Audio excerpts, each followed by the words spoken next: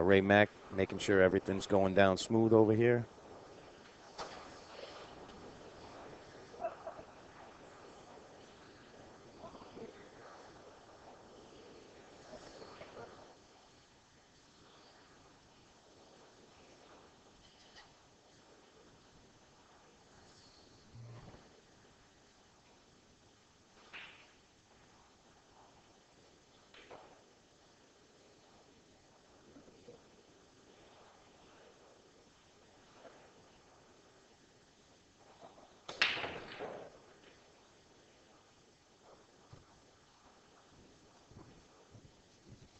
All right, we got Ray Mack on the case. He's gonna go over there and grab Mike's attention for me. See if we can get him to come in here and give us his word.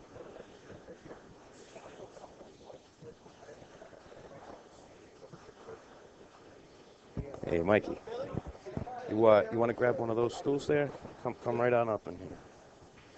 There you go.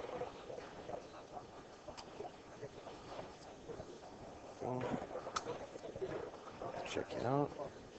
All right, ladies and gentlemen, welcome Mr. Mike Minichello. Good evening. How you doing there, Mike? I'm doing good. How are you? I'm all right. Had a good run you had a good run in the tournament. Nice job. We got your brother out there fighting for his life, trying to take this down, win the 5,000. Yeah, hopefully it's his year. Yeah. We were just saying that you would know his game better than any of us. We only know from the times we see him playing in the tournaments, but you've been around him for your whole life, and you know his game a lot better than we do. I mean, is he going to get the job done right now? I mean, you can tell by looking at him more than we can, so. I know he's got the talent to get it done. That's for sure. sure. He's he hasn't really played as much as we'd like him to be playing, but he can turn it on when he has to turn it on, and hopefully he's doing that right now. Yeah, I mean, Timmy's been competing for a while. He's been consistently competing. And it says a lot about I guess the Minichello legacy. You guys just kind of walk in and say, hey, you know what, we got some big sticks and we don't have to be around for the whole year. Well, yeah, I mean, it says a lot life, about you guys. Life changes, and yeah. He obviously just had a little baby boy, and I got my 2-year-old baby boy, so haven't really been around the game as much as we'd like to be, but we still have it when we gotta dig deep and get it from somewhere.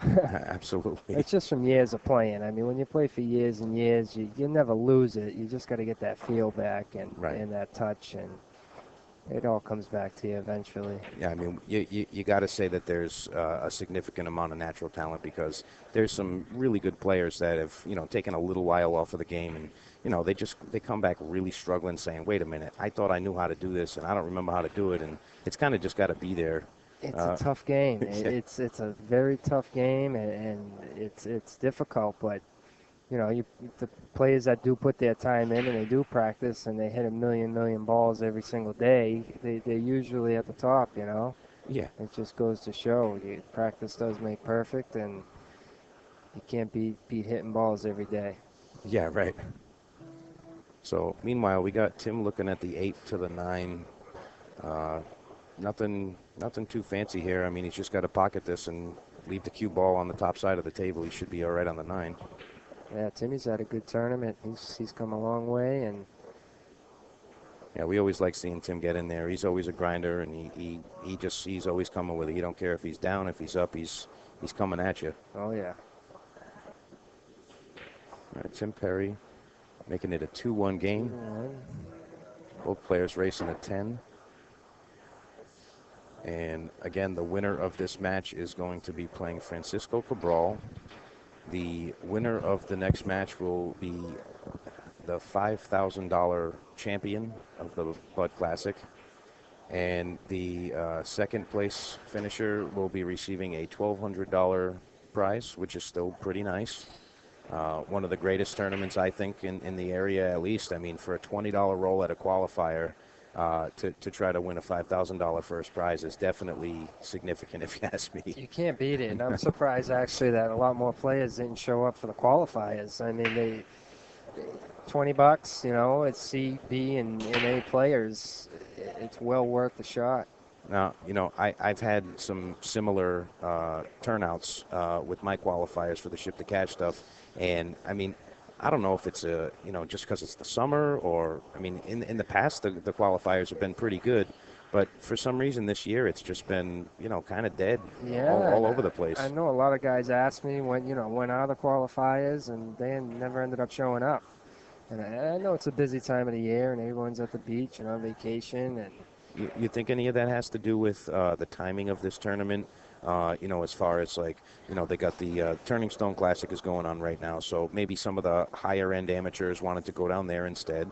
And then also you got Tony Robles is doing his Predator Tour in the area, and I'm assuming that some players would be traveling to New York to go play in his thing. They got the 14-1 next week. I'm sorry, in 2 weeks. yep.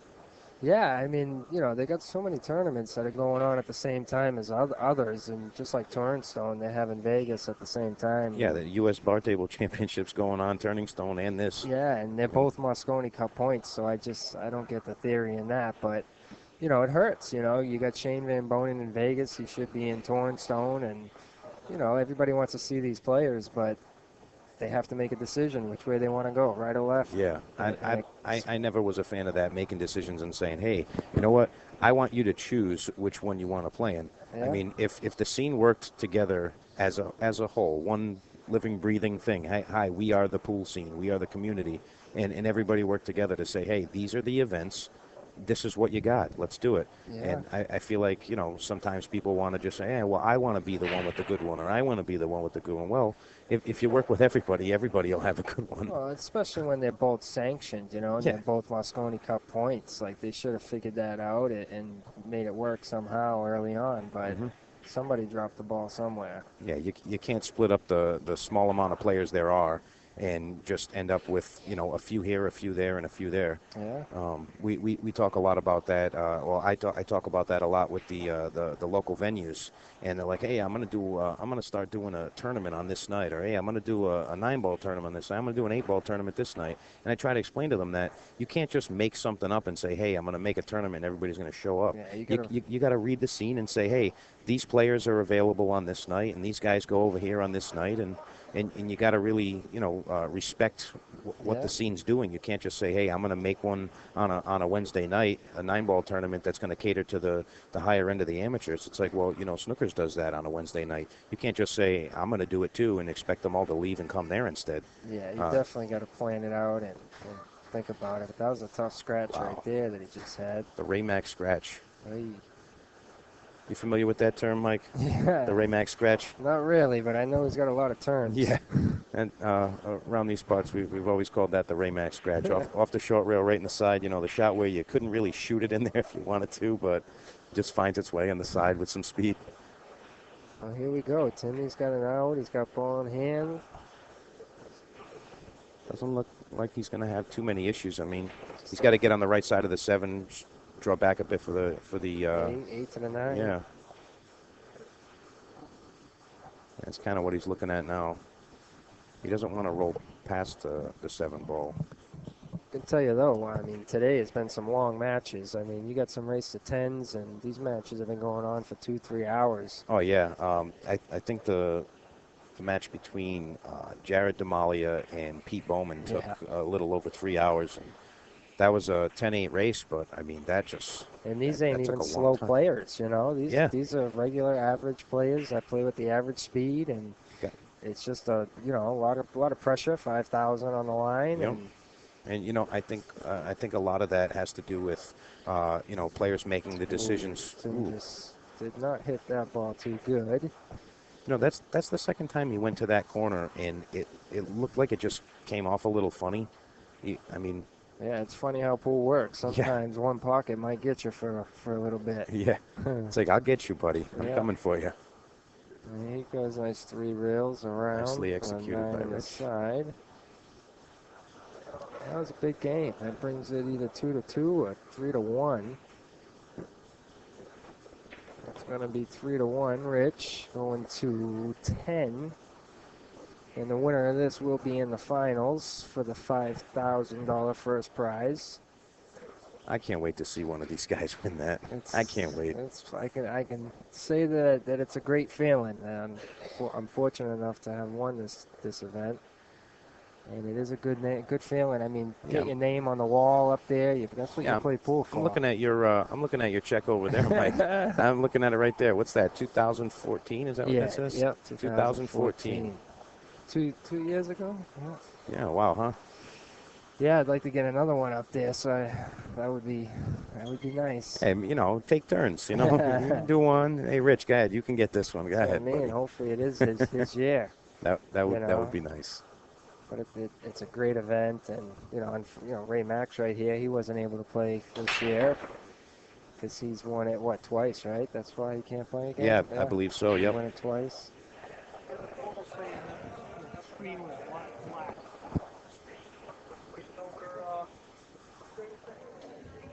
Yeah, it's right here. Yeah. Yeah, we're good. Was Ray just checking on us? I guess he got a phone in about the stream coming in black or something like that. So if you are in the chat, could you please just verify that everything's coming through for us? Make sure that we got a good stream. Everything sounds good, looking good. Want you guys to enjoy this.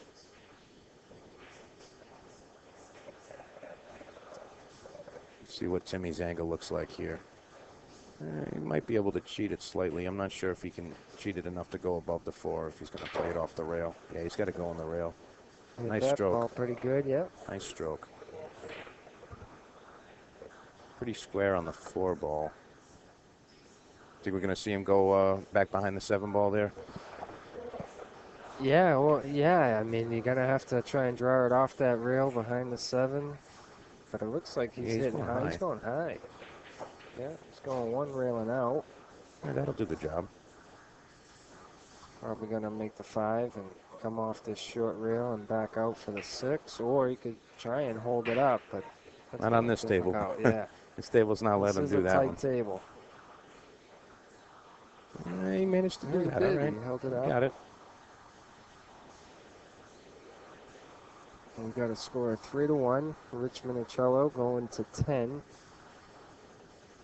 These games early on are important.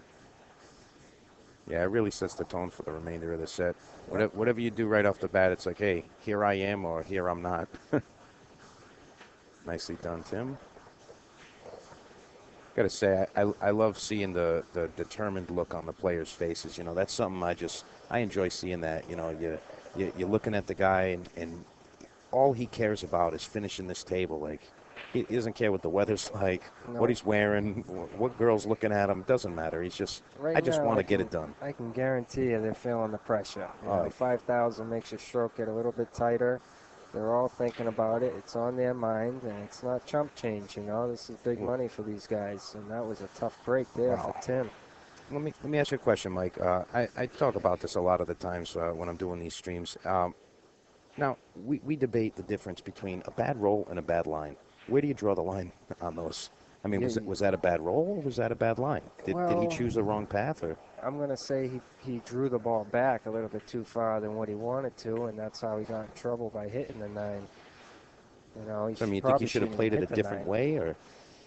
Like I said, I just think he played it the right way. He just hit it, too hard and ended up hitting the 9, which caused trouble to happen. Mm-hmm. You never want to bump into other balls. You kind of want to avoid that and take what the table gives you. Yeah, if a ball's got a pocket, try to just accept that, hey, that's where that ball's going and get over there. Yep. You don't want to move the furniture too much. You don't want to get too fancy. That was a nice shot there. Wow. Right in a tight side pocket. Absolutely. This is a big shot. I've noticed that a lot about Rich. He shoots a lot of shots into the side, like just second nature. He's just, I'm just going to pocket it in the side. And I notice a lot of players shy away from those shots. Yep. And I mean, is that just he's confident with it? Is that just it's just players are afraid to shoot those at times? No, it's all what you're confident with, and I think I'm the opposite. I like it down the rail in the corners a lot better than the side, especially on a tight table like this. Yeah. The side pockets Get are that a little little tricky. little bit of room for error going up into the corner, but So, I with did the notice that player. about him. He likes to just use that side pocket to get his angle. You know, if he's shooting up in the corner, sometimes he's just got that little slice in the side, Yep. and he just rolls it in, and he's got the nice movement. He doesn't have to hit the ball too hard. And Yeah, one thing, I mean, a big difference between me and him is I'm kind of loose, quick, and fast, and he's more slow, steady, and yeah, smooth. yeah, you tend to kind of moonwalk around the Yeah, table while you're out. yeah. It's a lot of fun to watch, I tell you. Well, it's just a rhythm thing, and when you get in that groove, you're in that groove, and just on a mission.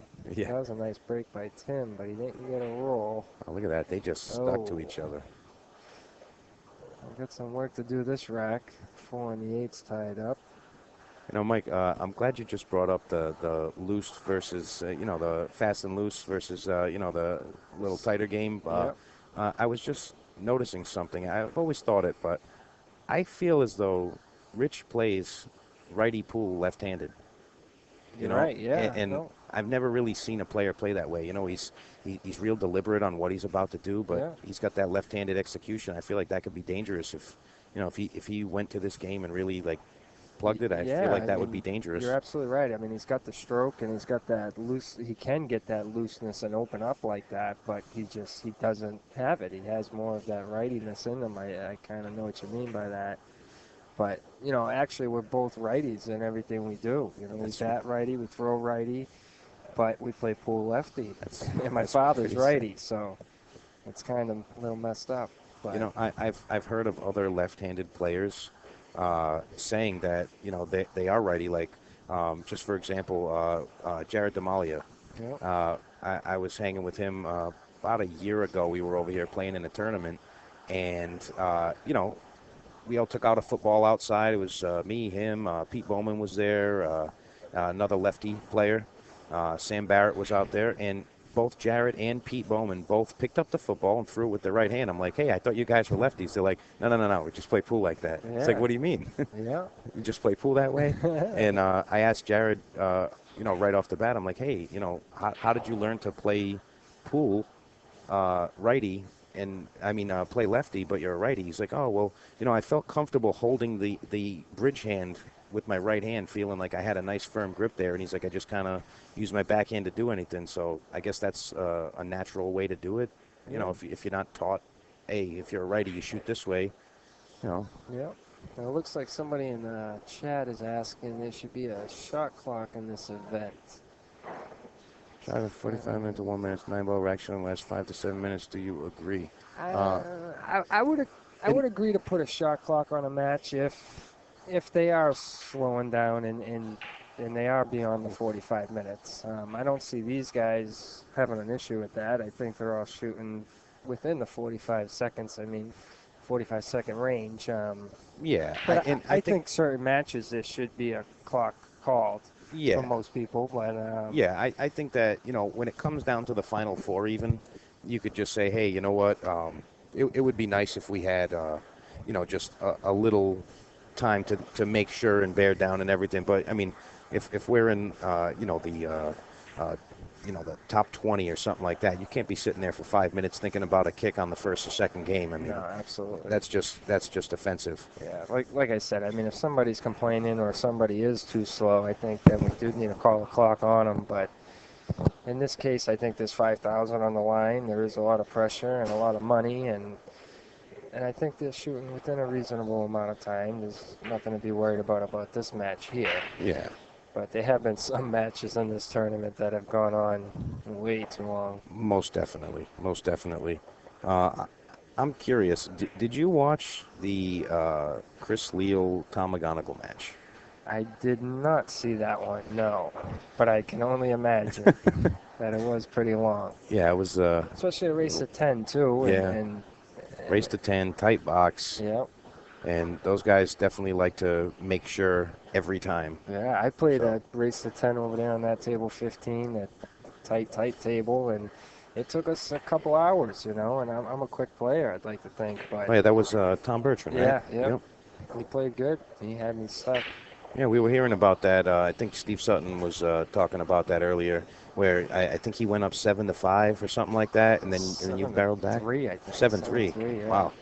So you really came with it then, huh? Yeah, I mean, he was That's playing good at the beginning, especially on that table. It's just such a tight table, and it's hard to make those long shots down the rail, and he was just making them all at the beginning, and then I just kind of woke up and got my chances. nice.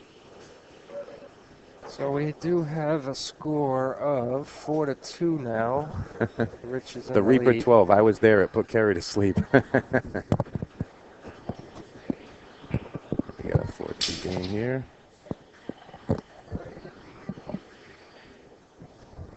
4-2, racing to 10.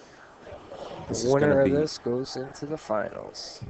Oh yeah, I'm really excited. I mean, I just can't wait to see somebody bear down and win 5,000. I'll tell you what, Francisco Cabral, he's been in the hunt in this tournament for the last 3 or 4 years. I know because I was in there with him, and he plays very good, real strong, and he is in it as a B player. But I think he got third last year and fourth or fifth the year before. Something like that. Yeah, he's been progressively making his his way to the top. He's trying to get that check, that's for Yep. sure. He is in the hot seat. He hasn't lost all weekend. We got Butters Blair in the chat. He says Gary McAuliffe is brutally averages 10 to 15 minutes a rack. That ain't bull. Well, if it's 10 to 15 minutes a rack, we may have to call the clock on that one. Yeah. Yeah. Like I said, I mean, there's certain matches that there needs to be some either talking to or like the clock put on them. Yeah. I think by the time you get towards the end of the tournament, you're going to have players that have a pretty decent rhythm, and there's not going to be too many quirky things about them. They're just going to be nice, solid players, smooth. Let's go. We're going to make the game happen. They know what they want to do. And the people want to see the game moving too. They don't want to get put to sleep. Yeah, that's definitely no good for the game. I tell you that. We want to see excitement. We want to see more moonwalking around the table, Mike.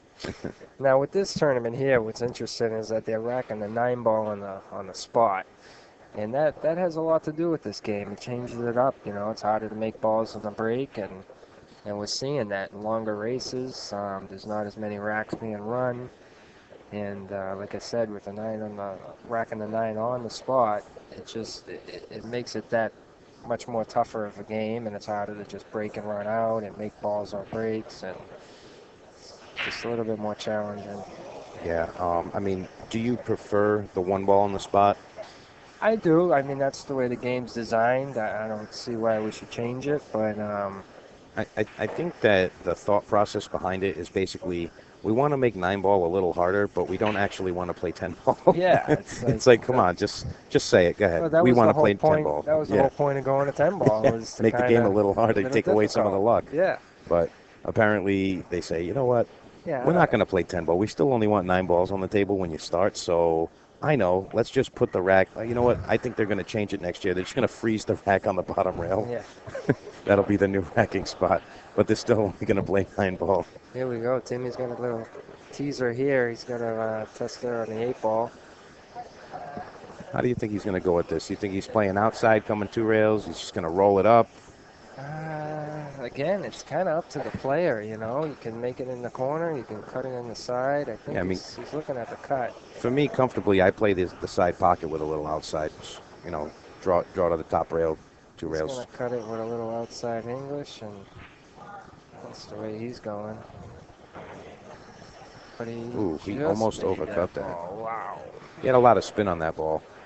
Almost threw it. Well, here we go. The score is now 4-3. Keeping it tight. Rich is in the lead, and we are going to 10. The winner of this will play Francisco Cabral for $5,000 first prize. That's still pretty sick to just think about that. It's like, hey, you guys want to come down and play a little pool? Hey, if you do pretty well, you can get 5,000. It's a hell of a tournament. I'm just looking up. Jason Shaw just won the Touring Stone.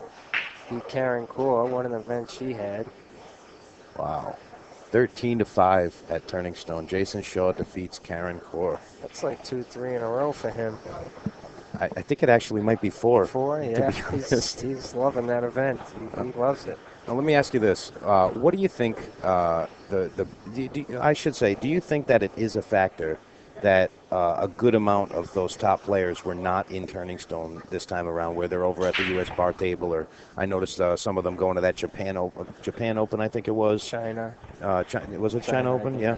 Yeah. But they had a lot of other pro tournaments going on, and they just weren't at Turning Stone. So you didn't have the Shane Van Bonings and the what do you call it? The Justin Bergmans and the Sky Woodwards. Those guys just weren't there. They were over there doing their bar table stuff. Do you think that would have changed things significantly? Or? Oh yeah, of course. I mean, it's unfortunate, but they had a decision to make, and if I don't really know the whole rules and the Moscone Cup points, but I think they were both Moscone Cup points, and out in Vegas, they got the three different tournaments or 2 different tournaments. They got 9-ball, 10-ball, and 8-ball or something. So there is probably more money there with the 3 events that they could win. Mm-hmm. More points that they could probably earn than Torn Stone. And then on the other side of it, you got the bar tables and you got the big tables. Someone like Rodney Morris, he likes the big tables, so he came to Torn Stone. Yep. Shane, I can see Shane staying in Vegas because he wants the money. The three different tournaments. Mm-hmm. There's good money in each event, and I can see both sides of it. But it's a shame because it would have been nice to have Shane and Justin and Skyler and all them at Torn Stone. Now, do you think that that kind of without those players there in the room, do you think that paved the way for some other really strong players that can't necessarily make it through the field when those guys are there? I think that just allowed them to come through a little bit more. Yeah, a little bit more uncontested probably, but it's still, everybody there can play. They can all run out. They can, any one of those players can get up there into the cash and make their way up on the chart, regardless. But yes, it would have been a tougher field with the other guys there, and it would have been, I think, a lot more of the big names playing each other. Yeah, absolutely. Even early on. So, got Timmy looking at the 3-ball up here. It's not a fairly easy out here. He's got some work to do. You think he can roll above that 5-ball, shoot it back down the other corner? He could, but it doesn't look. It looks like he's putting draw on it here. He's drawing it back. You like that approach to that 3-5? You think you would have rolled above it, or? I can't really see the angle from down here is good, but yeah, I mean, he did hold it up pretty good, and he doesn't have too much of an angle. He is probably going to have to come on the short side of that 6, though. Yep, just trying to get on that short side. I got to say, that corner is his kryptonite this match so far. Yeah, and I saw that earlier in Torrance Stone with Jason Shaw. He missed 2 balls down in that same corner pocket, and I said the same thing. Once it's in your head, it could be in there for a while. He's got to go right up to that pocket and say, hey, buddy, I'm getting you this time. Yeah. That's when after the match he just hit 100 balls into that pocket. Yeah. I will never miss this shot again. Yeah. Ever in my life. And here we go. This is a tough shot right here for Rich. It's not easy. It's going to stick over there. What's he going to get? Close to 6. Don't see a combination. Going to play a carom shot? Is that what he's going He's at? trying to sneak the 5. He's just trying to keep it. him in there. They're going to see Richie thin the 5-ball. Bring the cue ball 3 reels. Yeah. Maybe the 7 and 9 probably. Yeah. I don't think he has enough of an angle to come above the 9 to try to get under the 8-ball, but probably come right in the middle of the 7-9. Yeah. Came underneath. Oh no! Get out of there. Oh, came underneath. Oof. Very close there. Got the players checking to see if that ball's frozen. Looks like it is. He called it frozen. Yeah.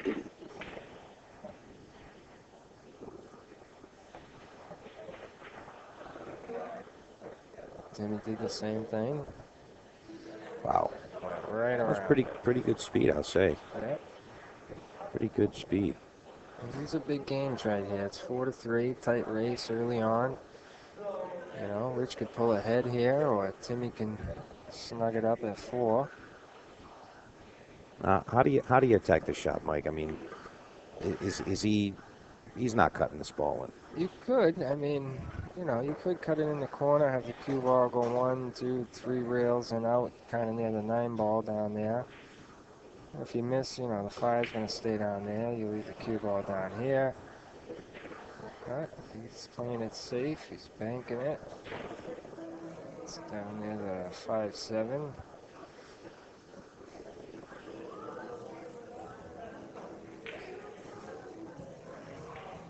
Both of these guys have been playing pretty consistently through this. I would really like to see them go 9-9. Yeah. I want to see that. I always like to see the one rack for everything matches, where it's like, hey, all that work comes down to this one rack. A nice shot by Tim. Just cut it over. Left it tough for Rich. Very nice. Probably just going to bank the 5 up on this short reel. Put the cue down over near the 9 ball. Nope. He's banking it in. Oh, he made it. Wow. Made it Oh, in the side bank with, it. One with rail on shape. the side. Yeah. Wow. Got a little lucky there. What do we I'd like know? to Say. Nah, he played that. Yeah, Come I on. don't think he did, He but saw that line. he did. He dreams about those God lines. bless him. Well, now's his chance. He's got a shot on the 6. I don't like to use that bridge though. Looking pretty good.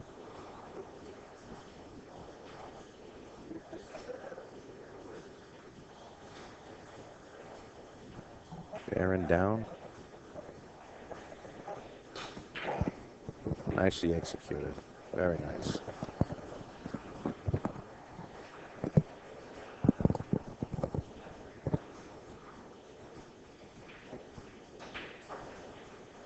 Comes above the 9. I think you want to be a little bit closer, but this shouldn't be a problem.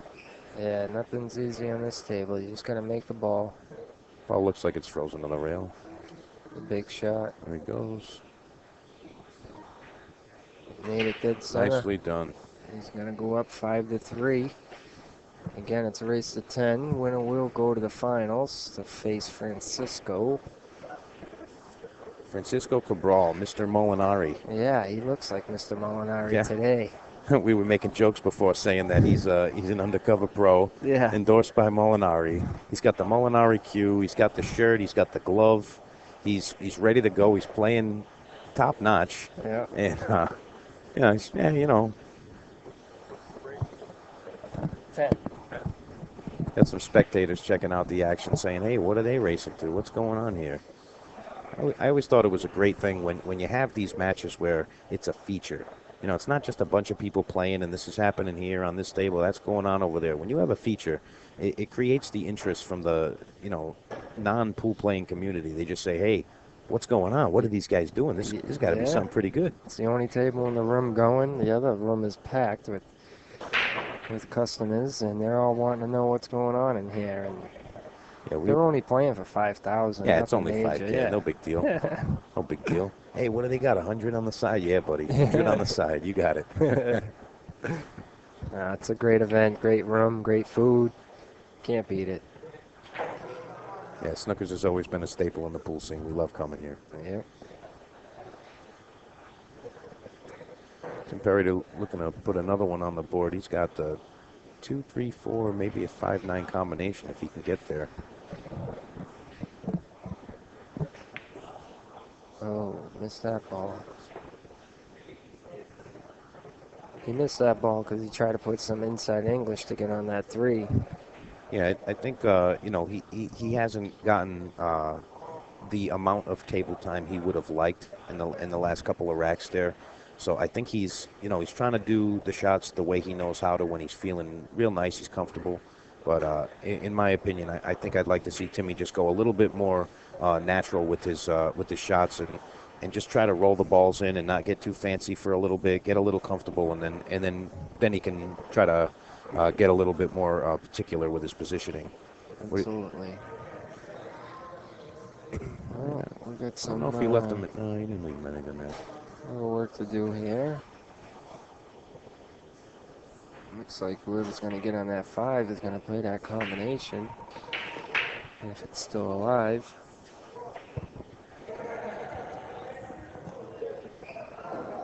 What do you like here? You like a three rail kick behind the 2? I think that's what he's looking at there. Yeah, I'd say either 2 or 3 rails. Probably 3. Try to send the cue ball back towards this this bottom rail and Yep. Send the 2 ball up if you can. try to create some kind of separation. I'll tell you what, his first match of the day today, he was playing Francisco, and Francisco had him, he was on the hill, and he had him on 2, and it looked like he was locked up in prison, nowhere to go at all, and he jacked up, Marseille, went 3 rails and hit the 2 dead on. It was unbelievable. You know, it's funny. I've heard a few people say, "Oh, you should have seen this shot before. You should have seen this shot." It was unbelievable. Me and Shorty were over here talking, and we were like, "It's over. Forget it. It's over." And he took a look at it, and he just Marseille'd 3 rails, boom, dead on. It was unbelievable. But he ended up losing the match anyways. You know, it makes me a little upset that I can't see that shot right now. I would love to see it. Oh, yeah. If I set it up for you, and you'd be like, wow. He was locked up pretty good. Fantastic. So, here we go.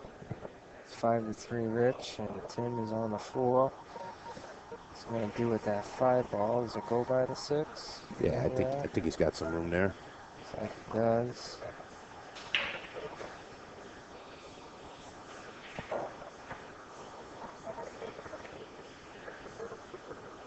Just gotta make sure he doesn't go anywhere near that side pocket on this shot. Oh, yeah. That thing seems to just get huge. Yep, and stayed away from it. Nice job. Very nice.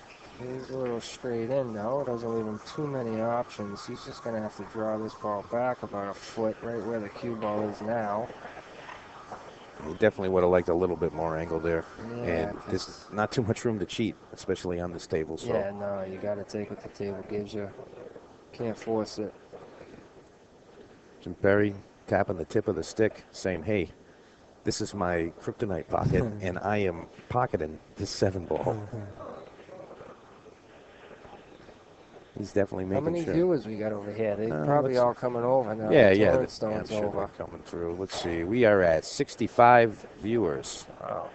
65. Oh, the Tornstone's over. They all probably clicked over. Yeah, I'm sure we'll do better. So this is where he's at. He did just draw it back a little, but he is on the rail. Yeah. It looks like he can just make it, follow forward from 1 rail. I don't know if he wants to jack up and stop it. I don't like jacking up. Yeah, not right here, but see how he goes at this. Yeah, he's going with your first assessment there.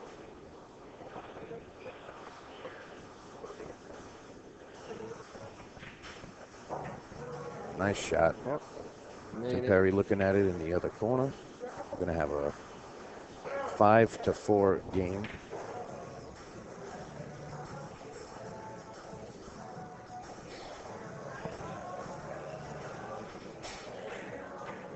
Nice shot, Tim.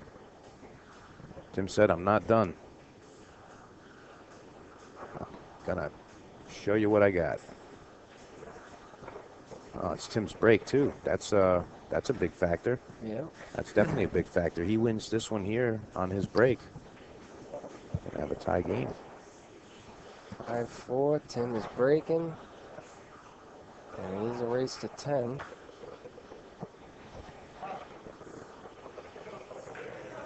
Now, have you been noticing where Tim's been breaking from? I haven't really been taking a real look at that. Right. That looks more like a 10-ball break to me. Yeah, he's got the Shane Van Bonen break going on there next to the spot. He is. He looks like he's just hitting them dead on and hard. A lot of people have been cut breaking him all week because of the 9 on the spot. But it looks like he's just hitting them head on with some power.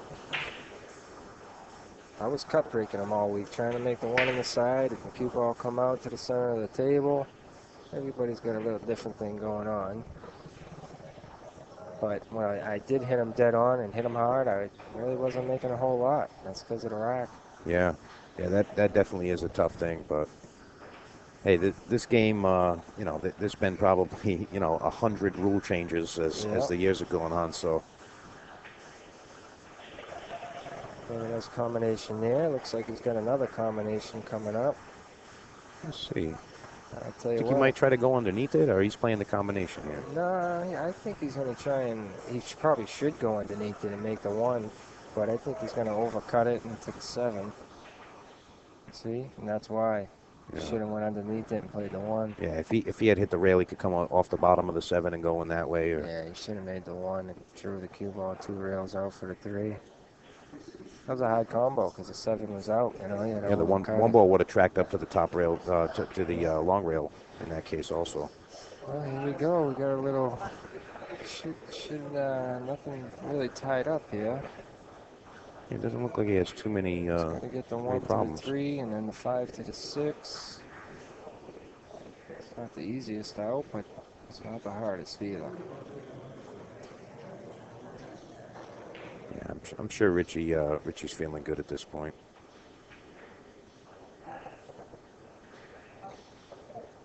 Now he played all day yesterday. Both of these guys played all day yesterday. The only thing I want to say is Rich played a few more matches than Tim. Right? He had to do a little bit more work. You think that's going to be a factor as far as fatigue goes, or? No, they played. I think they played the same amount. They were both on the winning side. Because you know, Richie lost to Fran before Fran played Tim, so I'm just assuming. That was today, though. Yep. Like I said, they were both in 5th, 6th coming into today on the winning side. And then my So brother. maybe just one extra match, something like that. So that's the. Yeah. Yeah, it's If not going that. to do too much. I thought he had to play a couple extra there. No, they were both on the winning side, and my brother lost his first one, and then Tim won his 5th, 6th match. So here we go. Nice run out so far. He's just got to make this 8. Just make the ball. Cue ball's going to come out. 9 in the side. Nice shot, Rich. Got to cut this in, and you could be looking at a 6-4 match.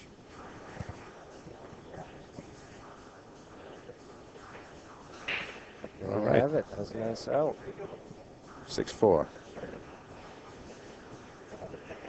And this is going to be Rich's break. Yeah, could be a big swing. Absolutely. Well, from a possibility of a 5-5, we could possibly have a 7-4 out of that rack right there.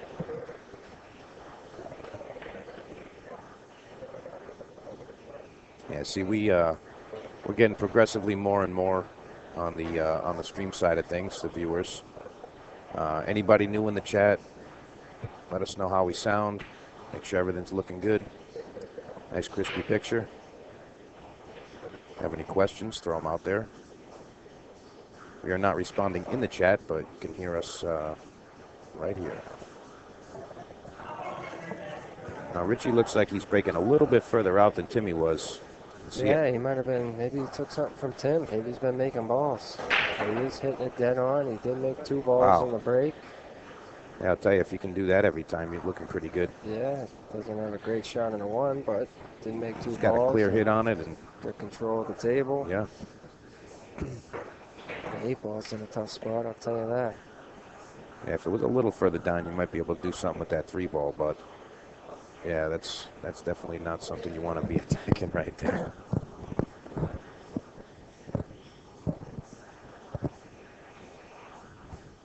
Yeah, he does. That's a nice shot. He's going to get behind. See how we get something there? Nice job.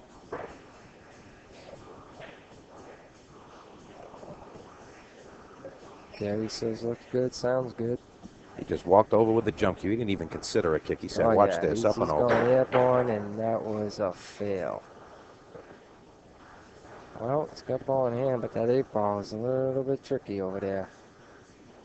That's what's going through his mind right now. What am I going to do with this ball? He's going to have to make a decision. What are his options, Mike? If you're shooting at this table, what are you thinking about that 8? Because, I mean, obviously we know we don't want to be shooting at it, but... I'm thinking, how can I break that up any way possible?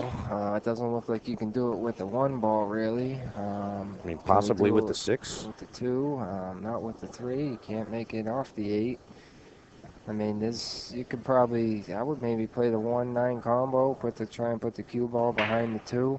That's a possibility. Just take a chance. Mm-hmm. Or just run out till the 8, till you get to the 8, and then make a decision, maybe play safe, put the 8 ball down one end of the table, cue ball on the other. Now, if that 8 ball isn't frozen, I would say that it'd be favorable to roll above it.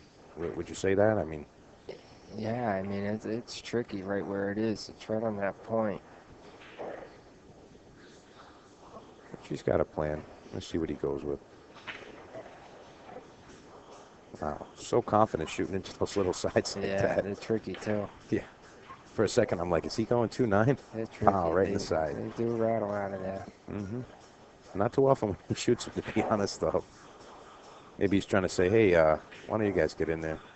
Burn that jump cue. Gary, What looks a shot that and was. sounds good. Burn that jump cue. Great. Which mini wins the tournament for me? He's the most talented player left. All right. Well, we're going to find out. Yeah, we are going to find out. Remember, folks, this is a handicapped finals. Both of these players playing here are racing a 10. They are 8 players. 8 players, and Francisco's coming in. He's got to go to 8, so he's getting 2 games on the wire from these guys. So keep that in mind. That is going to be a factor. That is definitely going to be a factor. Well, these guys are going to have to bring it to him and see what we can do here.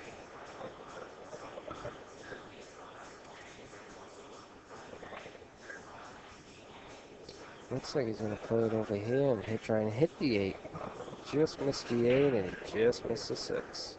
Well, that was creative. Yeah, well, now Tim's got a decision to make, and what's he going to do? Try and cut the 6 in and maybe try and come over and break the 8 out? Nope. He is just, I don't know what he just did there. I don't know. Well, now where he is, I mean, could try and play the 8 down here in the bottom corner here. Yeah, he's just going to roll inside, come above it. He might just try and cut it right in now. Tough shot. He's got to get by that side pocket.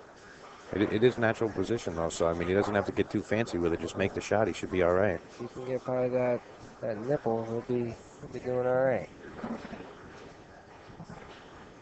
Tough shot. Big shot, too. Scores 6-4, going to 10. It's a big shot, big point of the match. Yeah, that puts it at Timmy's going to have to win 2-1 from there. Yeah, it's a big game. Tough shot. But it is makeable. And he did make it. What a shot. Very nice shot. Great shot. Fantastic. What a shot. Those are the shots that win tournaments. That was a big shot, folks. yeah. Those are the shots. That is a big swing, and it's now 7-4.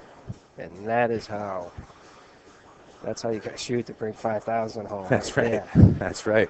That's what you got to do. Say, hey guys, check this one out. Yeah, that was an important game, Watch this. Important shot. Yeah.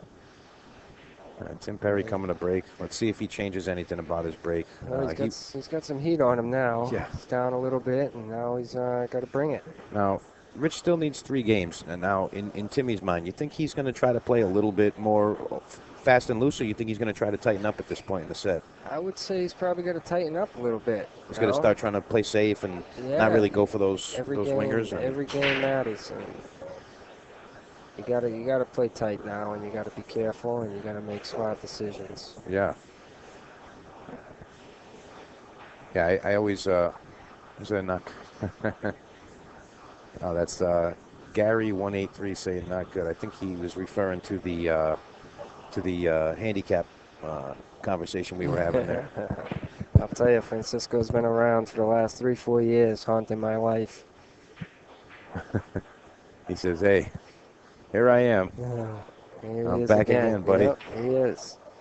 And you know what? He's so close, and what are you going to do? He's an 8 until he wins something, or until he comes in the top 3 in another event. He's here, and he's going to be a B player. So somebody's got to try and take him down this year. It's not going to be easy. But he definitely wants that check. Wow, look at that shot. Made a nice shot, dude. Look at that shot. Let me get you another angle over here. Looks like he's going to probably tie him up here somewhere. Looks like he's sending the cue ball up table. Yep. Oh, he's looking for the 3 ball. Yeah. Did he get it? He did. Wow. He did, but he would have had to come to the short rail anyways because of the 9. Might go 2 rails. Yeah, let's see. Does he have the edge of that? Yeah, no. That 3 ball's not impeding him whatsoever. He's all right. Got a nice clear shot at this. It's awesome that I got the different camera views. Yeah. Yeah, you wish you had that in the middle of a match, huh? It's like, Yeah. hey, let me look at this from the overhead real quick. I'll tell you what, it's good to watch yourself on film.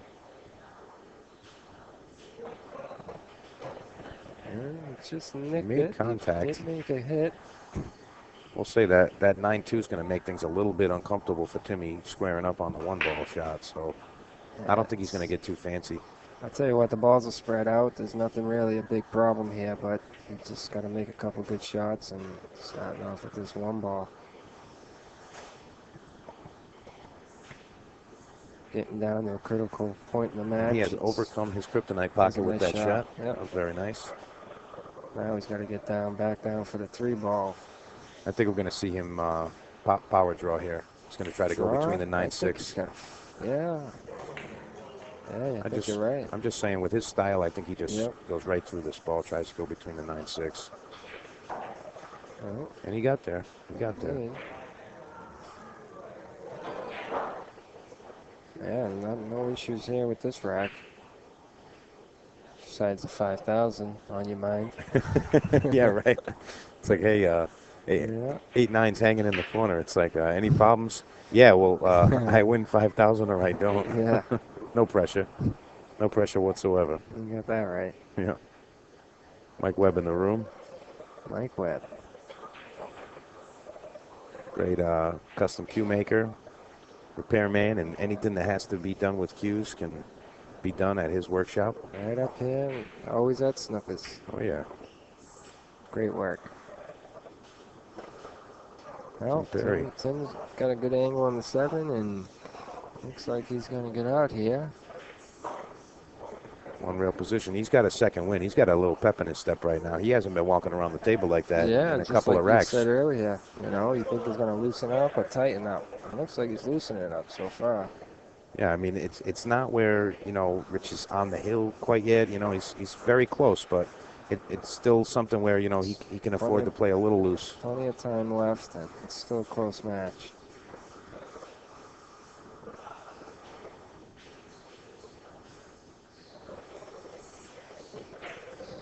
Nicely done, Tim Perry. Have it. Score 7-5.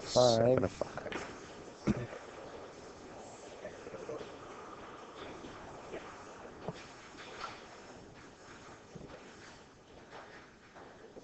See if we can give you a shot of. You guys see Billy the Kid over there? Trying to give you a shot at Billy over there. He's loving this. Oh, yeah. Billy's over there next to Mr. Ray Mack and Shorty. We got some other spectators over here. A couple of guys I'm not really familiar with. They're enjoying the show. Got Charlie Garabedian. Ray Mack, of course, always in the building. Shorty just got back from Torrance Stone. Had a decent event. Not as good as he'd like, but... Yeah, the last one he played in, I think it was in January. He came 4th place. That was real nice. It's kind of funny because they had, the top 4 players were Jason Shaw, Mike DeShane, Shane Van Boning, and we had Shorty. So it's the 2 top players in the tournament and the 2 guys out of Snookers. Yeah. What do you want to say about that? Yeah. I mean, how's that for strength in a room? Yeah, they played great, both of them. Yeah. Out of one room, and can't beat that. They got a lot of talent. Absolutely. But it all goes back into putting in the work. They've been putting in the work for years and years and years, and you get what you give. Yeah. That's it. If you put in a lot of work, you really put that dedication to it, then you deserve to get the benefits out of that. But a lot of times people think that they can practice for a couple of months and be like, all right, I'm going to be a pro now. I'm going on the road. It doesn't work that way, pal. Yeah, it's like people see me play and they'll, I haven't played in 10 years, and how do you do it? How do you do it? Well, I played every single day for 10, 12 years. Yeah, that's how I did 12 hours a day, Yeah, I put my time in. Yeah. Those are the good old days. Mm-hmm. And so then this guy right here, my brother, he put a lot of time in, a lot of hours. Yeah, I got to say that must have been pretty nice to have someone especially a sibling, but just having someone that plays at a strong level to go head to head with for a long time. Oh I yeah. mean, sometimes I feel like a player's game gets impeded simply by the inability to have someone to match up with. Like they're playing, a couple of yo-yo bar players where it's like, the guy's just smacking balls around, and that's their goal is to beat that guy. Yeah, It's like and who you really putting yourself against, and everybody out there wants us to play heads up and take it serious and play for real. And it's my brother, it's yeah. hard to do that, but Hmm.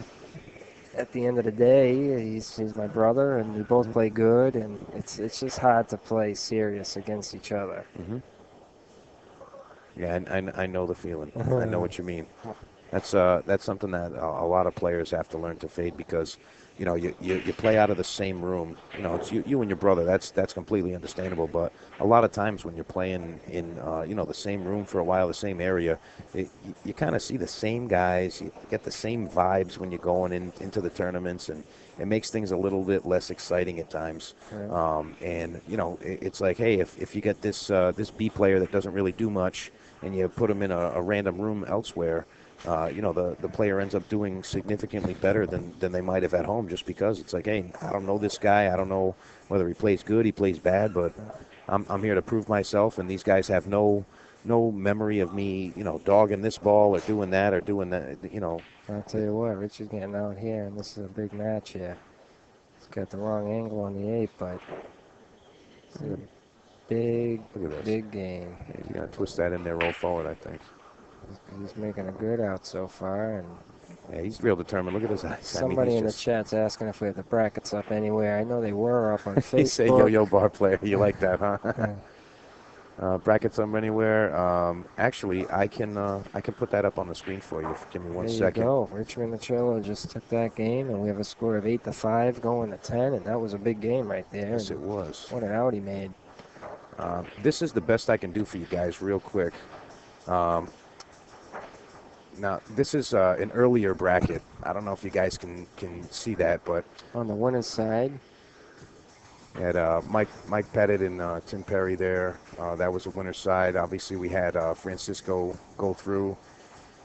Tim Perry beat Yeah, Tim Perry beat Mike Pettit. Then Francisco beat my brother. yeah, that was that loss we were talking about, and we had another shout out we want to tell you guys about. Stan McLean, furthest finishing C player in the tournament. Really, really, really nice tournament for him. He's been a league player. Is that the guy my brother just played? Last match? Stanny. 8? No, he was Oh, going no, to no, 6. no, no. That's, yeah, I know. Stan was a guy going to Yep, 6. He beat Billy the Kid. Yeah, he eliminated first Billy the match, Kid, yeah, and then he Yep. defeated Paul. I'm not sure how to pronounce his last name. Leverdois, something like that. Yeah. Then my brother played good against him. My brother Yeah. beat him 9-1 and 10-1. 10-1. Yeah. Yep. That was real tough. I always say that a lot of times the handicap is obviously a factor, but when you have a player that's outclassed significantly, it doesn't necessarily come into rack weight. It comes into game weight. Like, like you would say, oh, this guy would need the last few balls or something like that, versus needing a couple of racks on the wire. And I think that's might have been what happened there. Like, Richie's got a really, really good high speed. And, not to say that Stan's not a great player or anything. Stan really came with some good playing this weekend. But, sometimes when that player hits that top gear, it really doesn't matter what you're coming with unless you can make those, world-class kick shots and kick safes and whatever. I mean, it's really not going to matter how many games you got on the wire. The guy's just going to steamroll. And I think that's what got Stan in that set. But he really did play great this weekend, and we're really proud of him. Yeah, he did. We really are. I'll tell you what, Tim's got a little work to do here. He's running out and he's on the 4 ball, but what's he going to do with this 5 ball down here? I mean, it looks like he's thinking about playing inside, coming above the 5, playing a 5-8 combination. Looking at the bank shot right now. This is a big game in the match, and he's got some work to do here. This is not a good layout.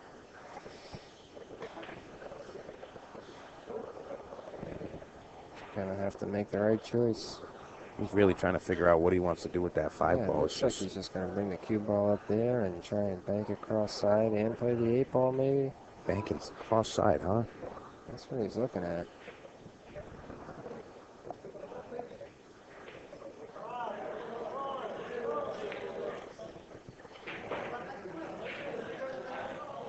That's what he's going to do. He's probably going to play the 5 cross side and either maybe bring the cue ball into the 8.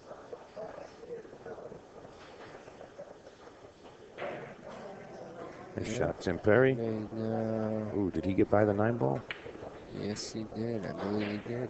Well, oh, yeah, he's right down on it, so yeah, he's made it by. Looks like he's just going to have to get. Ooh.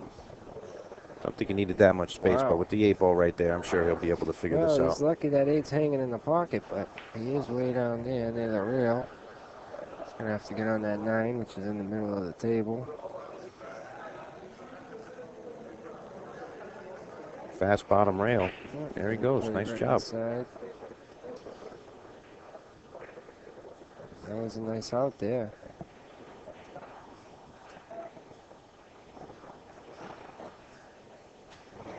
Tim Perry looking to make it 8 games to 6. Yeah, that's a big game.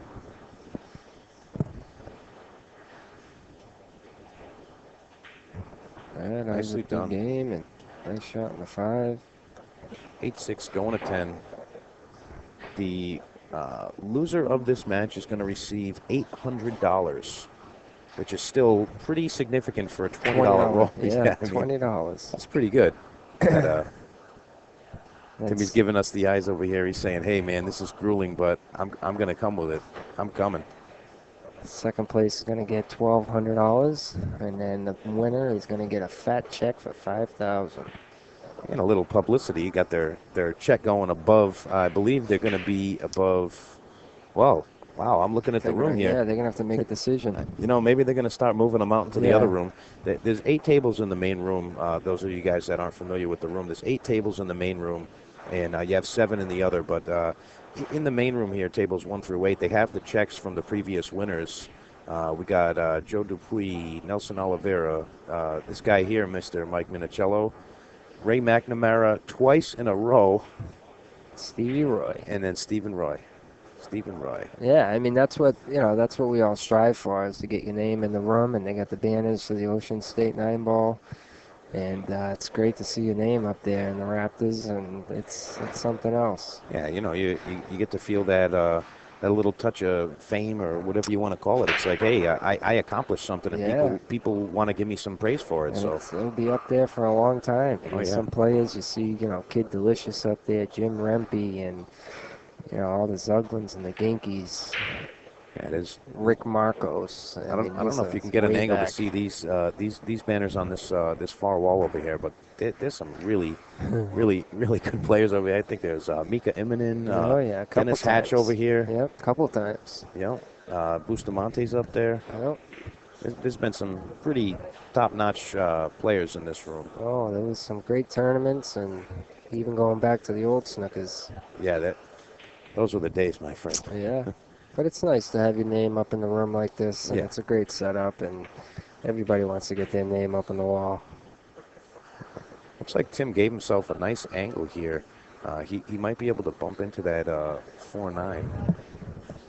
Well, I think he's going to try to maybe just nudge into the 9 ball and move that 4 up towards the corner with the cue.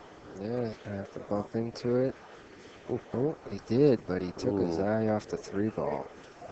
Took his eye off the shot. He was worried about that cue ball. Cost him the shot. Well, here we go. Richie's got an opportunity. If that 3 goes by the 8, I'm not sure if it does. Put that overhead, see if we can get a better view. Yeah, that's going to go by there. It does look like got it. a school bus. Get school buses with. Out of that side pocket. Oh, he got behind the 9. He got behind the 9. Is he going immediate for the jump cue? He's going to have to lean quite a bit over the table to get there. Yeah, it's going to be up to him. I mean, it is a jump cue, so you can jump a whole ball pretty easy, but who knows? Maybe he likes to kick better. Let's check him out here. He's looking down it like this. That's a full ball. Now we were talking. Yesterday. Me and Rhoda. We were saying. I like to relate jump versus kick. With the disagreement. So they have a disagreement on the table, and he can either gentlemanly talk it out with a kick, or he can club the guy over the head with the jump cue and say, "No, I'm just going up and over." And going 2 rails. No hit. Tim Perry coming to the table with ball in hand. Tim's got a chance, 8-5. Tim's got a shot to pull it within 1. He's got a little work to do. Yeah, I mean, jump cues, I'm starting to be against the jump cues just because of the stuff that they're coming out with. It's taking a lot of the skill away from it. They're coming out with these graphite cues and the tips and the stainless steel. And they're going to have like 20-pound spring-loaded jump cues where you just point at it, push the button, and up and over. You don't really need any talent. I mean, the stick does all the work, and they can hop over full balls like nothing. And I think, use a full cue, and if you can get it up and over with a full cue, go ahead. But I just think the equipment that they now have, it's kind of unfair, but that's just my own opinion. Yeah. It does make the game exciting. Yeah, it people does. Like to see it. It does. I want to know. I mean, what do you think the exchanges there? Like, is I've heard the argument many times with the jump cue thing, where it's like, hey, change with the times, and we're gonna have to have some jump cues involved. That's what people want nowadays, so we got to change with the times. And then the other guys say, hey, well, this is how the game is supposed to be played, and this is how it was. This is how it should be. I mean, what do you think the exchange is there? I mean, is that really the only two sides of the story with the jump cues? Or? Yeah, I mean, I think jumping is awesome and it's great for the game, but I just think, like I said, the equipment, it's just not fair. Anybody can hop over a ball easily with the stuff that they're coming out with and the ferrules, and I just think they need a ferrule and a regular tip, and either go to the 48-inch wooden cue. It's just crazy what people pull out, Yeah, right. And I know Predator's got that graphite stuff, and I see some of these stainless steel things. They're like weights and darts, and it's crazy. Yeah, that is pretty sick. So science is changing this game to make it easier for everybody to play like a pro. Oh, yeah. Tim is running out here, and it's going to be, if he can run out, it's going to bring it down to 8-7. We are going to 10. He's got a little bit of an angle here. How do you think he's doing at this, Mike? Well, I just think he's going to follow it 2 rails and come out, maybe. There he is, following it 2 rails and out. It looks all right. 9's in the middle of the table. You think he's going to the corner with this, Mike, or you think he's just slicing in the side? He's going to corner. Yeah. I know sometimes I've seen players get on a shot like this, and just any time they have this type of shot, they're just like, you know what, I'm going to the side. So he's looking at that side now. Yeah, he is. I don't think I would, but just it's all up to the player.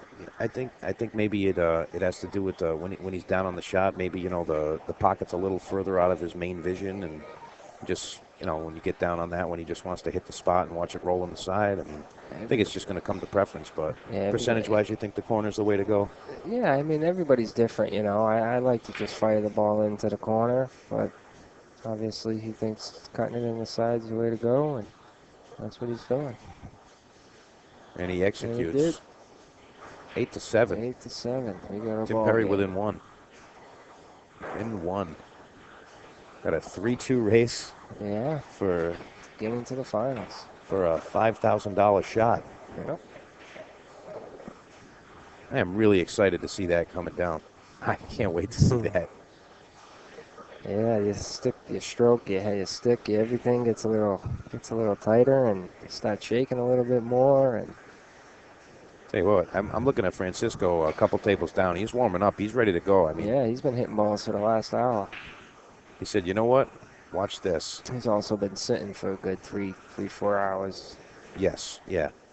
Yeah, he definitely had to sit for a while, and now he wants to get back into it, get his adrenaline going, saying, hey, I'm ready to come with it.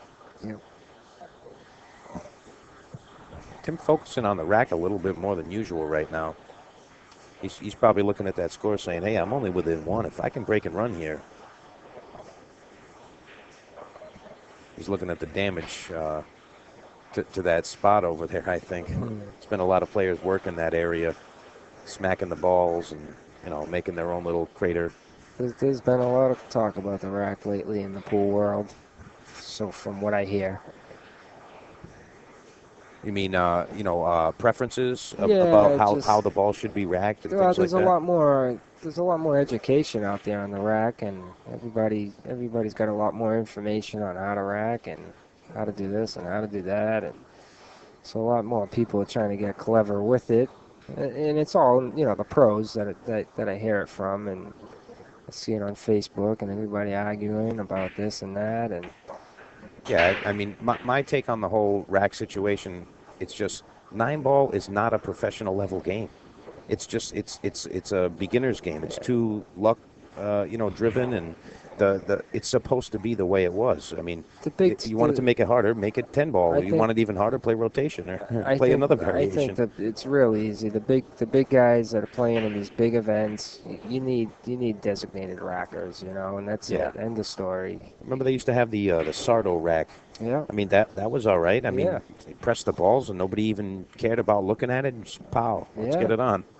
That was exciting. Designated rackers, no checking, and just play the game. Right. That's what people want to see. Something like Torrenstone, they could have 2 or 3 guys on each side of the room racking for all the matches. Yeah, that you don't wouldn't need be too one much of a person problem. for every match. Right. Yeah, I don't think that would be a problem. So here we go. We got an 8-7 game, and let's see what he's looking at. It looks like he's got the edge of it. He's got the edge of that. You can see the edge of it. End of the one. Yeah, it looks like he's got the edge of that one ball. They're going to see him try to thin that ball, maybe try to come up near the 2-5-7, something like that. Yeah, you need some separation. Oh, he went with a kick shot. Yeah, it's a nice shot. See what he gets. Nice shot. Leaked out a little bit, but nonetheless, a nice shot. Looks like he throws that one ball to the top rail.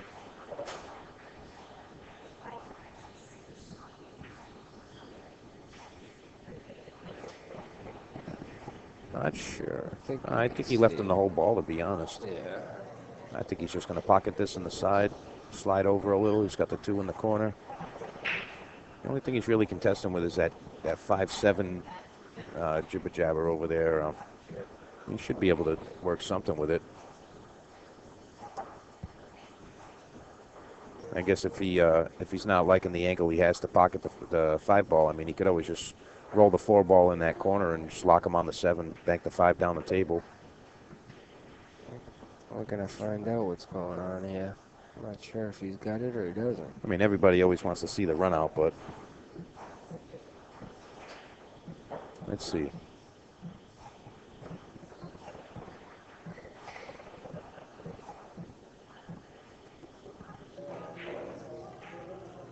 Playing it down the corner. Ooh. Tough shot. He's going to leave Tim Berry this day. Get around the 9, and he's looking okay.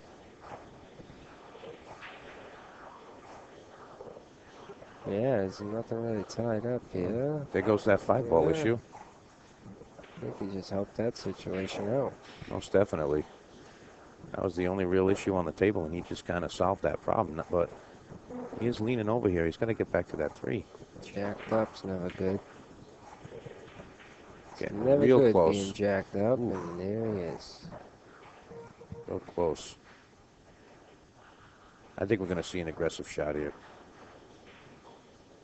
Nah, he's going safe. He's rolling underneath. Put the 3 ball under the 9-6. 2 ball behind the 5-7. And he's done it.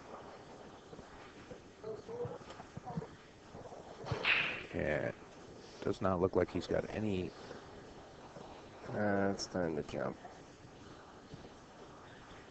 He's going to come look at this. You think he's just going to the, taking to the air? Yeah, I think he's just going to bank it back down there, the 4, keep the cue down here. Separation between the 2 balls.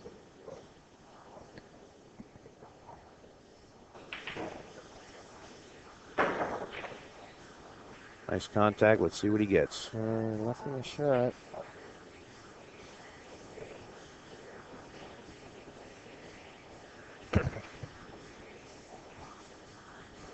Timmy gets another roll at this.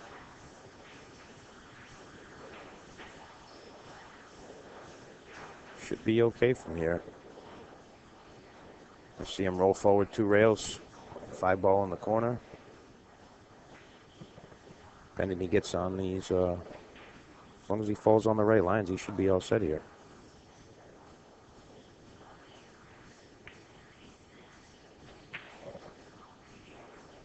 I see executed. I don't want to go too far there. Nah, I think he's fine.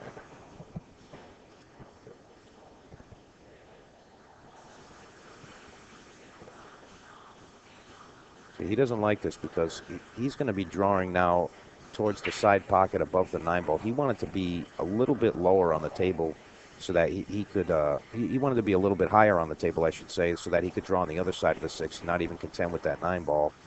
I mean, he should be able to get the job done, but he's a little disappointed. He's like, hey, I would have liked to be a little bit more over there, but he's going to deal with it. If he can figure it out. He doesn't like going near that side. You don't want to bump into the... Oh. That is not what we wanted to do. Look at this. Miscue. That was a big shot there. Score is 8-7, and he is taking a break. Take a player timeout. And there you have it. Miscue. Score is 8-7. It's a big game. Whose turn is it to break after this game? Is that Rich coming to the table to break? I think it is, yes. Wow. So if he manages to run this table here, with him breaking, that could be that. Well, he's got to get on his 6 ball. Get on the 6, and back to the 7. Nothing's easy at this point. These guys have had a long 2 days, and it's getting late in the day, and who's got the energy? Who can survive? This is definitely getting a lot tighter than we were seeing some of the other matches. I mean, we saw some blowouts throughout the day, but when you get down to the last couple players, you're going to see some really nice tight matches. Yeah, the last 2 rounds or so I've been watching, and it's been pretty tight. Yeah, and everybody's kind of, you can see that they're all getting a little bit tired towards the end of the day here. Yeah, the fatigue is definitely starting to set in. And oh yeah, you can see it on their faces. I mean, but pressure. That's part of the tournament, atmosphere. That's what you're gonna have to deal with. I was talking with another player earlier, and we were saying, hey, this is a long day. I'm like, hey, they started yesterday. He's like, you kidding me? I'm like, yeah, man. They played all day yesterday, and they played all day today, and you got to know that they were practicing. They were practicing for the week prior, getting ready for it, and saying, hey, we're getting prepared for it, and working their bodies and their minds and. They played till late last night, and they got to come here in the morning and be just, hey, here I am. I'm chipper. I'm ready to go. I'm ready to run some racks. And it's like, well, you show up nice and fresh, ready to go. And after the day you had yesterday. Yeah, it's a lot to deal with. I mean, that's really where I say you have to find out if you're a tournament player, action player. What kind of player are you? He's close to the side, but he's all right. Yeah, he's all right. And he is on the rail. Yeah, we just, you got to make a decision on if you want to be a tournament player where you're going to be able to come with it for multiple days, at least one full day. Yeah. Or if you're the guy that's saying, hey, I don't think I want to try to work myself for 2 days to win the big cash. I'm just going to put the big cash up and say, hey, I'm going to go head-to-head one big set. Let's do that. Yeah. And you try to go all in and go with it one time. Nice shot, Rich. Look at this. Hitting the 9 ball. Wow. Ball on the table. One ball. Let's see if he's got an edge. Yeah, he's got some of that ball. Actually, from the overhead, it looks like he might be able to just make that. It's crazy how this game is. You think he can make that looking at this angle here? I think it's tight. He can definitely see the ball. Question is, he got right down on it. I think he's just going to make that. It's brutal how pool is. One ball on the table and you find it. And he's playing safe. Wow. He is playing safe. It's actually a pretty good safe. I got to say, that seemed like a really risky shot, but he executed so perfectly. I mean, yeah, that was if you know you can hit it like that, by all means, go right ahead, sir. It's just crazy. One ball on the table, and you find your way right behind it. Yep. That's pool for you. 8-7. Tim Perry looking at a 7 ball.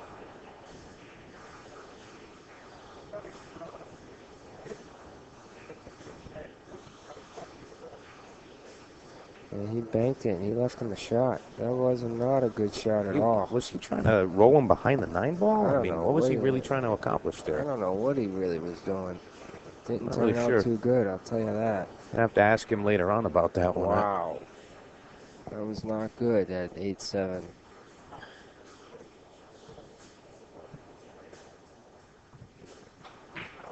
Oh, that wasn't good either. See what I'm saying? This is what I mean. He went a little bit quick on that shot, I got to say. These guys are starting to run out of gas, and now's not the time to be doing this. No. Nonetheless, Tim's got a little impedance with the 9 ball. He's shooting a little bit over the 9. Wow. 2 bad shots in a row from these guys. And not a bad leave, I'll tell you. Yeah. Not a bad leave. Yeah, I mean, you can see he's getting a little uncomfortable how he has to bridge with that 9 ball there. The heel of his hand was kind of floating there. That was another kind of bad shot, but he kind of got a little lucky. We're going to see him bank this one. He's banking this one rail. Yeah, if anything, you want to come up short and miss it on the pro side. But he's been cutting balls in, too, all day. Wow. This is a big game, and you can tell the pressure's getting to him.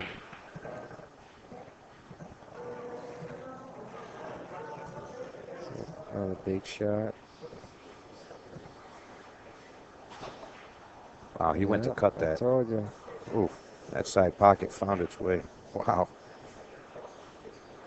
Just like you said, Mike, pool is brutal sometimes. Yeah. Just like that, things can change. Big swing.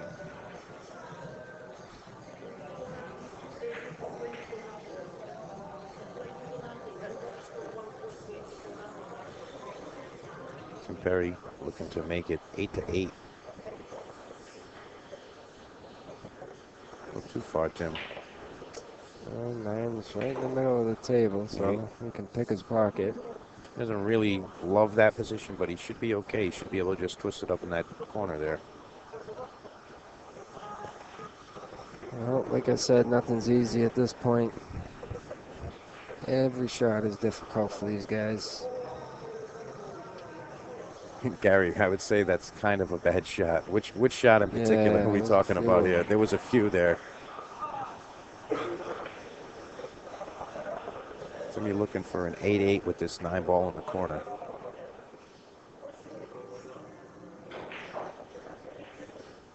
Does he do it? Yes, he does. 8-8. 8-8. Got a tie game. Francisco's still over there hitting balls. You know, something I got to say. Francisco's been shooting balls over there. I don't even think he's looked at this table one time. Yeah. He's just like, just tell me when it's my turn to do it. Yep. He's not even. Got Mikey taking a quick break. Tim Perry smiling at me over here, saying, "Hey, wow, how about that?" So 8-8, going to 10. He said, "You pick the shot." All right, Gary. I'll go with the 7 ball with the scratch double cross side. That's the one I'll go with. That one made the rack end. So Minichello looking to break, and he's been making 2 and 3 balls on his break, breaking from that spot on the table. Let's see how he does here. I'm just gonna say, looking from over here live in person, that looked like the rack wasn't really situated properly. It didn't really spread the way it should if everything was frozen together. By the way, Mikey Minichello just took a quick break. Be back with us in a second. Tim Perry with the kick shot. Pow! Hits it right in the face. 2 rails. Makes the 1 ball. Looking down at the 2 ball. Mike's coming back, joining us. I'm back. See that monster kick by Tim Perry right there? I did just catch it.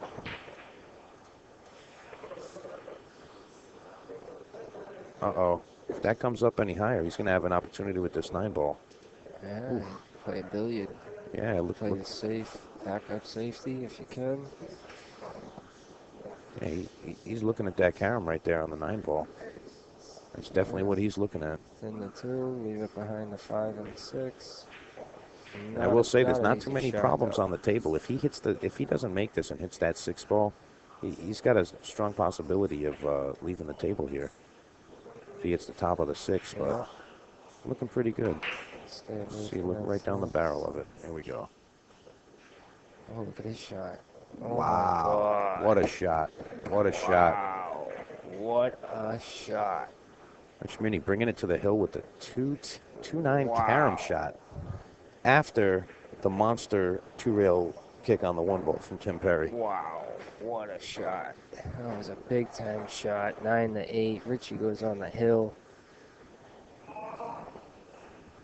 Yeah, absolutely, Gary. It is tough at this part of the tournament. Yeah, these guys are all out of gas. Yeah.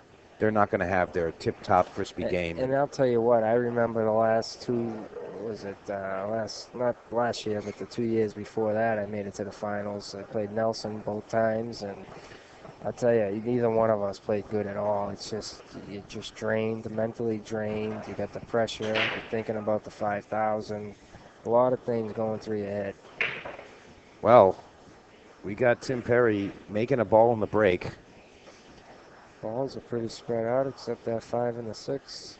Let's see what that looks like from this angle here. 5-6, yeah, that's no picnic over there. There's no easy combination or anything. So, I mean, he does have the 3-ball to do something with it, but the 4-ball's on the other side of the table. I don't think he's going to really want to mess with it too much. Well, we may find ourselves a hill-hill match, or... I mean, I really just want to see that. I mean, how about this? How about we get through this match, we got the next one going, and we got one rack. It's hill-hill for 5,000. Yeah. I mean, I got to see that rack. Yeah. I got to see that. I mean, I don't know. It's something else. I mean, there's a lot of money, and there's a big difference between first and second place. Big difference. Yeah, you know what? I'm with you. I'm reading the chat over here, Mike. Mr. Perry won't take any more flyers again. No, I don't think so. I think he's going to bear down and try to grind out this rack here. And all he wants, both of these guys, hey, I want to. Timmy's like, hey, let me make it into one more rack. I need one more chance at this. Yeah, every rack matters at this point. All right, Tim playing safe. Aaron Beckner is in there. Aaron Hello. Beckner, hello. Always great to have Aaron in there. Vital part of the pool scene, in my opinion, and I'm sure in many other folks' opinion. I know my father's out there watching. Hi, Dad. Hope you're not sleeping right now. Your son is playing for 5,000, trying to bring it home. Sure wouldn't mind taking you out to dinner after that, Dad. Yeah. Could use a nice steak dinner. Mike's thinking, hey, I wouldn't mind a trip to Disney either, so Yeah, right. keep me on the list, pal. Is there a tradition? Is there something that the players do if you win the Bud Classic, you go do something? No, this should be, though. I mean, it's quite an event. Wow. Tim just made a nice jump shot. He barely missed that ball. Yeah. I mean, just barely. He jumped it. That was a good shot. Now Richie's got a decision to make on that 5-ball. What does he really have as options here? I mean, he can't. I mean, there's a couple different options. You can definitely make the 4 and go. You can follow with 2 rails, come down, try and break them up, which is tough. You can just come out and try to leave him safety. He did come down. Wow, he's going to hit it. Hit it. Oh, he did hit it, but oh, that 5-ball rolled back to where it started. Yeah, that thing is in the exact same spot. He hit it, but it didn't go anywhere. Well, now he's got a decision to make here. Let's see what he's going to do. Is he looking to play the safety? He's just going to roll it behind the 6? Yeah, Spin it real nice? I think so. Get that cue ball down there. Ooh, that fast rail. He needed to miss the contact on the 6 and hit the 6 from the backside. I knew that 5 was going to pop out a little too much, but you got to get that cue ball down on the rail and get some separation and make it as tough as you can for him. Yeah, I think he wanted to avoid combining the 5 into the 6. He wanted to hit the rail and hit the backside of the 6. Yeah, that would have stalled him enough, I think. But Tim Perry's got another shot to get on the hill. What would Mikey D do? Let's see. Is he going to fire this? He's going to roll it. I think you just got to play the 5 with a little low inside English and hopefully come out and kick that 6 out like you were saying before with that 5. Come behind it and kick it right out. That's what he did. Just like that. Now he's got another tough shot on his hands. Got, is that Luis Rios? Is that who that is? Yep. I'm not sure if he's saying, hi, Mikey, you. It should be Louis Rios. I think that's who it is. It says, hey, Mikey. They got 2 mics in the booth. Yeah, there's 2 of us. Well, we both Mike say, and hey, Mike back show. at you. It's the Mike and Mike show. Yeah. Give out free M&Ms after the set. How you doing, Louis?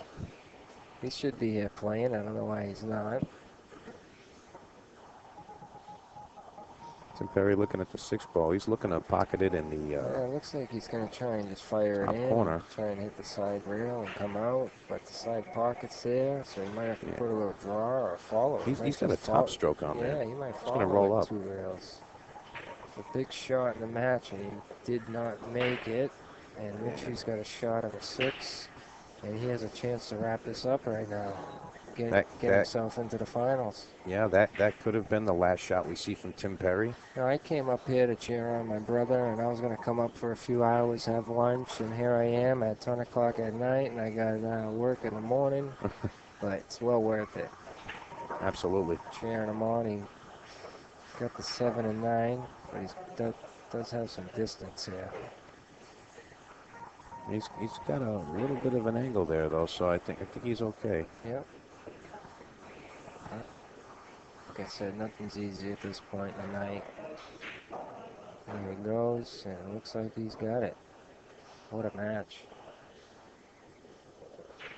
There you have it, folks. Rich Minichello Great match. defeating Tim Perry, making it to the finals. We have Rich Minichello and Francisco Cabral for $5,000. Richie's going to have to beat him twice. Yo. Did you take like a 10-minute break? Yeah, about a 10-minute. Yeah. Yeah. All right. All right. You got it. All right. So we're going to take about a 10-minute break, and we're going to return with the Rich Minichello Francisco Cabral finals of the Bud Classic at Snookers, where the winner is going to get $5,000 and a little bit of fame and a check in the Snookers pool room. So we'll see you back in about 10 minutes.